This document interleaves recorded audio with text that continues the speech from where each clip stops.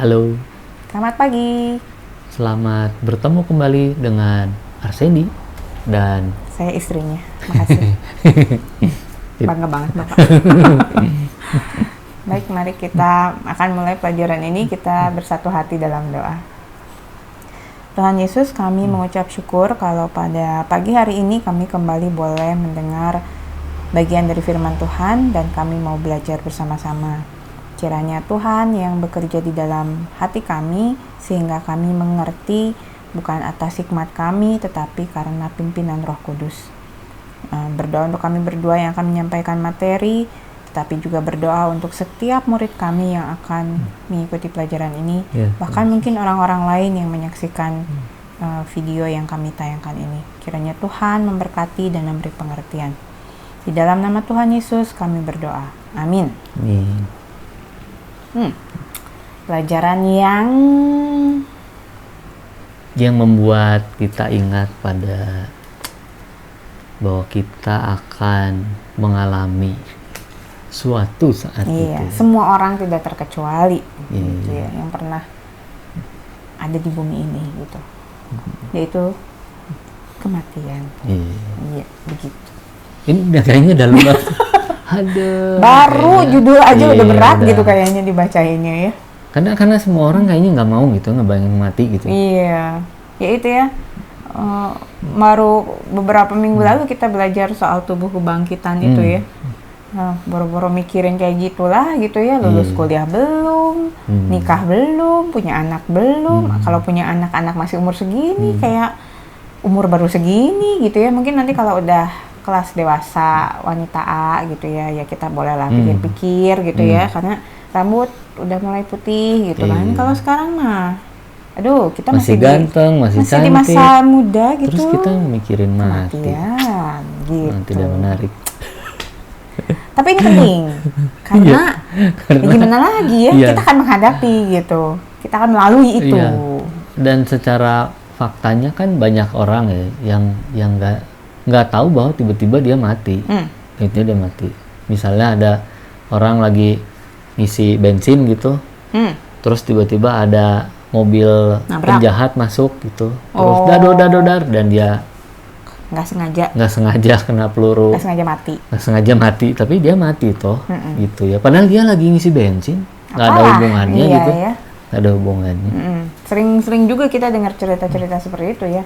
Orang pergi keluar rumah tidak pulang lagi, atau kemarin ini sempat nonton tuh siaran di TV tuh. Jadi di Amerika itu sedang dilanda badai. Orang ini lagi di dalam mobil, dalam perjalanan pulang mungkin. Lalu air makin tinggi dan entah bagaimana dia terjebak. Air masuk mobil, dia berusaha mencari pertolongan, nggak bisa. Telepon rescue? Nggak bisa juga karena tenaga terbatas, sehingga akhirnya dia benar-benar nggak dapat pertolongan. Dan baru diketemukan tuh besok pagi atau setelah beberapa hari gitu oleh tim rescue-nya juga, dan ya kondisinya memang sudah tidak tertolong gitu. Nah, berarti kan kematian itu bisa sebetulnya anytime, anywhere gitu ya. Bukan Coca-Cola ini ya. Iya juga. Gitu. Ibu kok hafal ya? Iya, maaf, penggemar. Iya, baiklah. Pantas saya sukanya Fanta. Oke, kita lanjut lah ya. Tapi begini, maksudnya kalau kematian itu pasti, lalu terus kalau orang Kristen memandangnya bagaimana ya? Iya sih. Yang jadi perenungan kan gitu. Iya gitu ya. Kalau teman-teman suka merhatiin nggak ya? Ini saya agak terbawa kebiasaan ibu saya gitu. Jadi kalau ada koran datang nih, dulu waktu tinggal di rumah ibu, koran datang tuh yang dilihat berita depan, berita belakang, dan obituary. Obituary itu iklan kematian gitu ya. Ya bisi-bisi aja gitu, ada yang kita kenal gitu ya, nggak sempet ngabarin kan, kita jadi bisa mengucapkan gitu, turut berduka cita. Nah, tapi kalau teman-teman merhatiin nih obituary, kan saya kadang cuma PR, maaf ya. Tapi kalau teman-teman perhatikan di dalam obituary, ketika yang meninggal ini orang Kristen, perhatikan di deretan bawah yang ada nama keluarga itu ya, biasanya dituliskanlah suami, istri, anak, menantu, cucu itu nggak ditulis yang berduka cita, tapi yang ditulis itu kami yang mengasihi. Bahkan kadang-kadang pakai bonus itu ya ayat misalnya berharga di mata Tuhan, kematian apa ya gitu ya. Terus aku telah mengakhiri pertandingan dengan baik, terus Tuhan yang memberi, Tuhan yang mengambil, terpujilah nama Tuhan. Jadi kayaknya kalau yang meninggal orang Kristen tuh obituarinya nggak sesedih kalau bukan orang Kristen gitu. Kalau pendapat saya ya, kalau membaca gitu. Dan selalu beritanya kan berpulang ke rumah Bapa di surga gitu ya. Jadi kayak yang it's like a journey gitu, bukan sebuah hal yang menakutkan gitu. Tapi apakah semua orang Kristen pasti memandang kematian itu nggak menakutkan nih Pak? Iya, nah itu juga jadi problem kita justru ya, karena kalau misalnya kita ditanya sekarang gitu, apakah kamu siap mati? Setelah mendengar perkataan ini gitu ya, pertanyaan ini, lalu terus mati berapa detik kemudian, apakah kita siap menghadapi itu ya? Seringkali orang kan jadi bermain logika. Ya. Nah itu yang mungkin kita akan melihat beberapa ayat pendukung di pelajaran ini, seperti apa sebetulnya yang harus kita pikirkan itu. Mungkin dimulainya dari apa itu kematian gitu ya. Kalau ada dijelaskan di buku pelajaran kita. Menurut Kamus Besar Bahasa Indonesia, kematian adalah keadaan ketika seseorang sudah hilang nyawanya dan tidak hidup lagi, tidak merasa lagi, tidak dapat berubah lagi, tidak memiliki kegiatan atau gerak, diam dan berhenti. Oke, mati suri itu termasuk yang bukan mati ya, karena otaknya masih berfungsi ya. Makanya dia digolongkannya koma gitu. Itu bisa dicek ya, calon Bu Dokter bagaimana komentarnya. Boleh, nanti kasih tahu kita. Nah, tapi terus lebih lanjut lagi dijelaskan kalau di buku pelajaran ini, kematian bukan akhir sebuah hidup, tapi awal dari sebuah hidup. Karena kalau di kekristenan kita percaya bahwa ada kehidupan kekal setelah kematian. Kita udah belajar itu ya di beberapa minggu lalu. Sehingga justru berpindah dari kehidupan di dunia ke kehidupan di surga yang lebih sempurna, yang tidak ada penderitaan, tidak ada kelelahan seperti itu ya. Lalu juga panggilan Allah, kematian itu ternyata panggilan Allah untuk bersatu kembali dengan Bapa di surga, gitu katanya Pak. Kalau menurut di buku. Memang yang mungkin juga yang terbayang gitu, yang terbayang untuk orang-orang Kristen, beberapa mungkin yang baca Perjanjian Lama dengan lebih sering gitu, itu melihat kematian mungkin ya ini agak berbeda dengan orang-orang yang baca kematian di Perjanjian Baru. Karena beberapa pernyataan di Perjanjian Lama itu misalnya melihat kalau kematian itu salah satu yang bukan tempat yang nyaman gitu. Apa enaknya sih dikurung di dalam tanah gelap gitu ya? Karena kita yang hidup memang berpikirnya begitu. Di dalam tanah dikubur itu sama sekali nggak nyaman. Kita mau ada di tempat terang, kita hanya bebas gitu kan ya. Kalaupun gelap, kita mau hanya kamar kita gelap, tapi besok terang lagi gitu. Jadi hanya dalam waktu singkat, dalam beberapa waktu, tapi bukan selamanya ada di dalam itu. Lalu juga ada misalnya gambaran tentang kematian itu sesuatu yang tidak diinginkan karena tidak ada perasaan sukacita, tidak ada perasaan lapar dan lain-lain, itu kan nggak ada ya. Itu hanya ada di orang yang hidup. Ayub misalnya menggambarkan itu, atau penjelasan di Yesaya misalnya.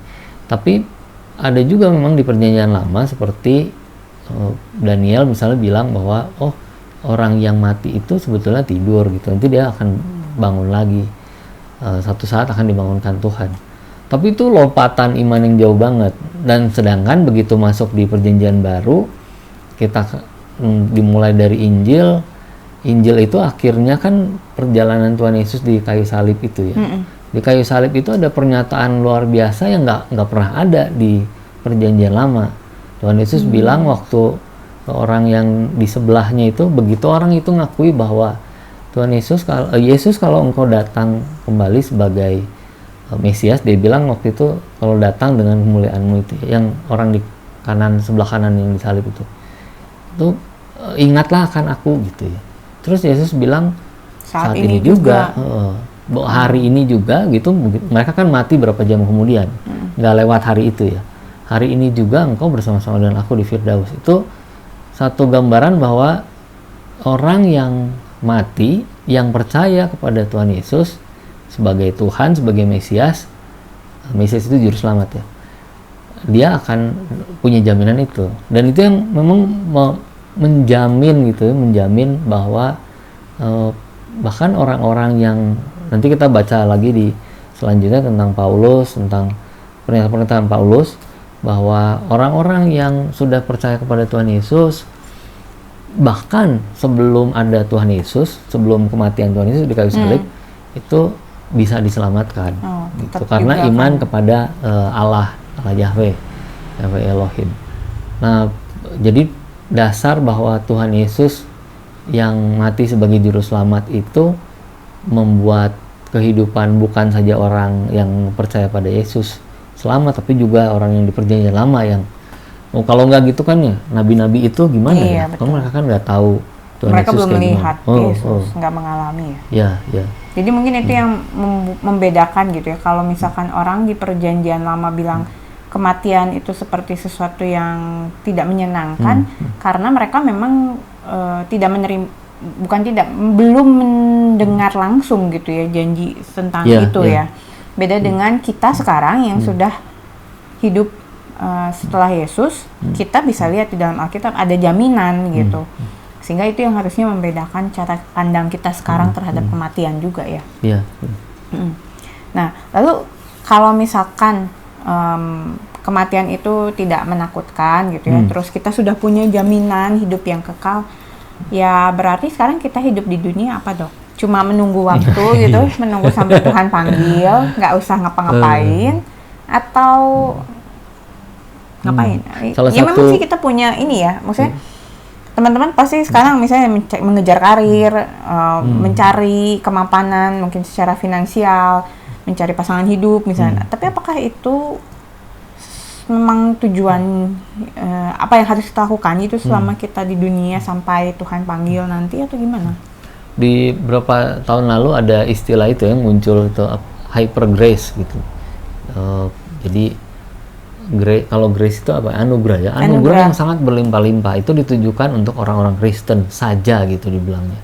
Dan bahwa kalau kita yang sudah mendapat jaminan keselamatan itu udah mau kita buat apa aja pasti masuk surga sih ya. Jadi santuy gitu aja lah gitu ya. Jadi mau bikin apa juga lakuin aja gitu. Silakan aja. Nanti mungkin kalau udah mau dekat mati, nah kayak si orang yang disalib di sebelah kanan itu. Kalau ada kesempatan lah ya Pak. Kalau masih gitu ya, masih sempat ya. Nah itu apa ya? Itu satu pandangan yang menyimpang dari kekristenan. Memang orang yang menyatakan itu juga, dan itu perdebatan teologinya cukup panjang, karena orang yang ditunjuk bahwa dia melakukan hyper grace gitu menyatakan bahwa enggak kok, saya enggak maksud saya enggak gitu. Tapi intinya gini, intinya orang Kristen itu setelah dia dipilih itu kan keselamatannya nggak bisa hilang ya. Keyakinan itu yang membuat seringkali kita hanya bertahan untuk jadi ya udah cukup aja jadi orang Kristen. Ngapain kalau misalnya terlalu suci nanti nggak bisa diterima sama orang di lingkungan gitu ya, pekerjaan. Tapi jangan lupa bahwa Tuhan Yesus juga menyuruh kita untuk hidup kudus, pikul salib gitu. Dan kalau kita ingat pernyataan Paulus ini menarik nih, di Filipi 2 ayat 12 itu ya.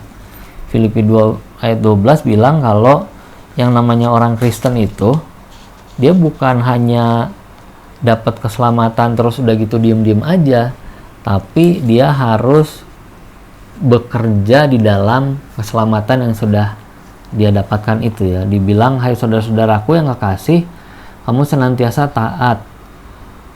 Karena itu tetaplah kerjakan keselamatanmu dengan takut dan gentar.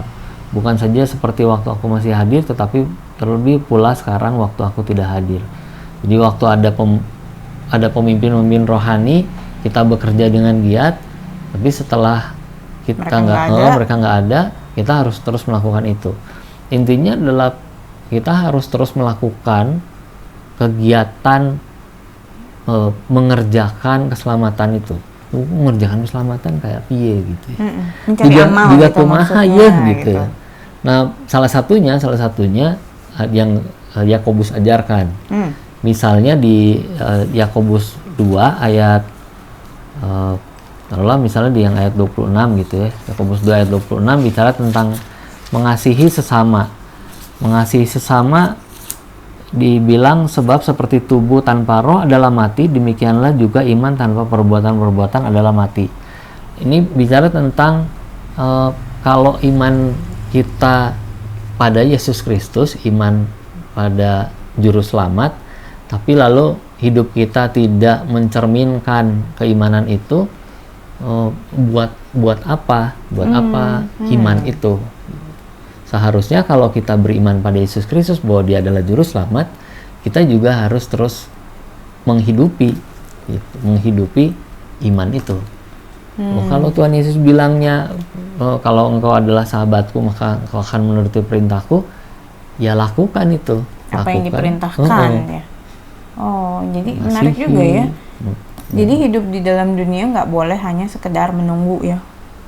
Betul, kita mengerjakan keselamatan itu bukan berarti mengumpulkan amal atau apa ya, tapi justru kita berbuat hal-hal yang menunjukkan iman kita. Ya. Nah gitu. Nah ini buat kaum muda nih penting banget nih, gitu supaya hidupnya ya. Untungnya kami ini pernah muda gitu ya.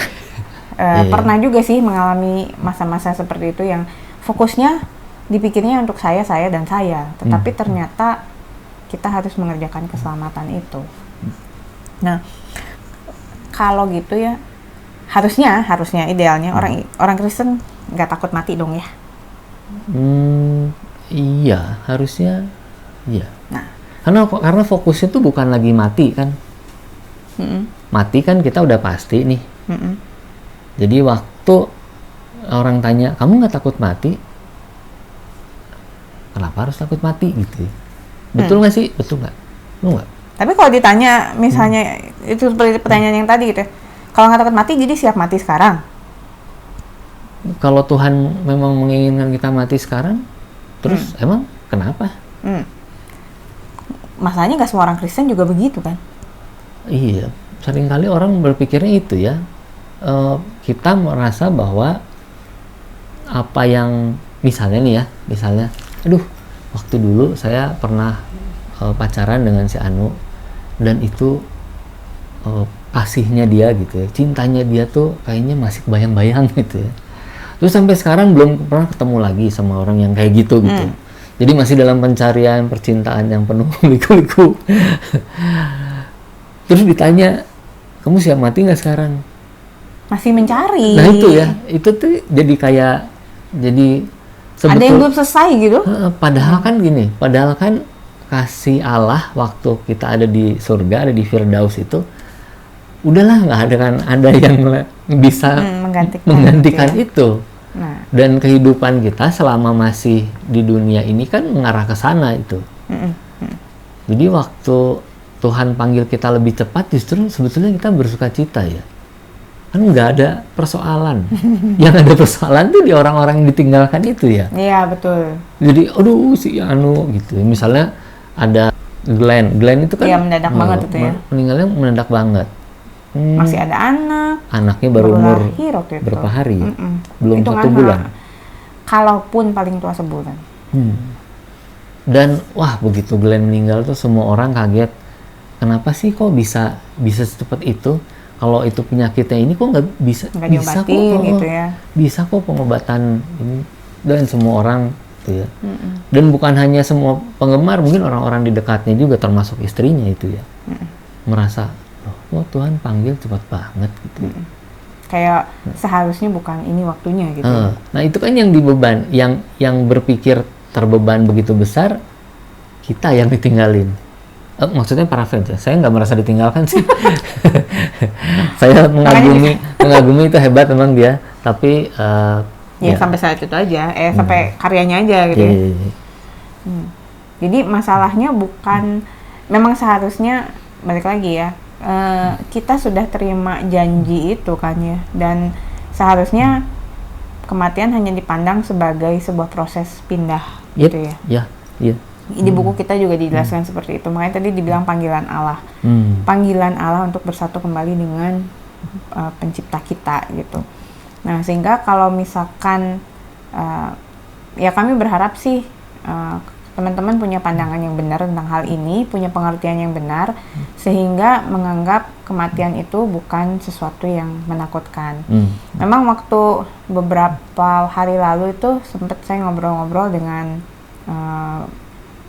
di grup pasutri muda gitu, dan Ibu Esterlina juga mengingatkan gitu, memang saat ini kita harus selalu mempersiapkan diri.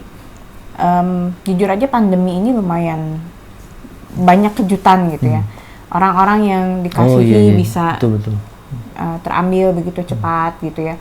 Sebetulnya balik lagi ke kasus tadi misalnya kayak Glenn, waktu Tuhan bukan waktu kita gitu ya. Ketika seseorang yang Tuhan panggil menurut kita terlalu cepat, buat Tuhan sih enggak gitu ya, buat Tuhan sih udah tepat sudah waktunya itu gitu ya. Nah memang ya balik tadi, karena di masa pandemi seperti ini bisa setiap saat, bisa siapa saja dipanggil Tuhan, kita perlu punya iman untuk terus mempercayai bahwa kita tidak melihat kematian sebagai sesuatu yang menakutkan itu lagi gitu. Walaupun memang bukan berarti tadi itu mengerjakan keselamatan itu termasuk untuk menjaga kehidupan selama kita belum diambil. Nah itu juga penting tuh, mengisi kehidupan kita seperti itu. Tetap punya hubungan pribadi dengan Tuhan gitu ya, tetap melakukan apa yang menjadi kehendak Tuhan, bukan cuma ya udahlah santuy aja gitu. Termasuk misalnya kayak untuk mengasihi sesama gitu, itu kan wajib gitu ya, hukum-hukum yang dasar lah ya. Dua hukum utama itu ya. Itu tetap harus dilakukan, karena kita nggak mungkin, lagi-lagi kita nggak mungkin menyangkal iman kita itu, seperti yang Yakobus bilang. Kalau kita memang percaya bahwa Yesus Kristus sebagai juru selamat, kita juga melakukan apa yang diperintahkannya gitu. Oh, dan satu lagi, nggak usah juga membantu waktu Tuhan misalnya, aduh saya udah nggak tahan ini, marilah kita berpindah saja gitu, menyelesaikan semua penderitaan ini gitu, nggak usah dibantu Tuhannya. Kalau Tuhan masih kasih kehidupan, mari kerjakan keselamatan. Kalau Tuhan sudah panggil ya sudah, berarti kita akan berpindah. Jangan mencobai Tuhan juga ya, ada di lantai 10 misalnya, terus loncat gitu. Tuhan kan kasih padaku gitu ya, aku sudah diselamatkan, gak usah lah. Itu mencobai Tuhan. Gitu ya. Memang hidup ini buat beberapa orang mungkin tidak seindah, senyaman yang diharapkan. Bukan yang dijalani ya, bukan yang diharapkan, tetapi kita percaya anugerah Tuhan cukup buat masing-masing kita.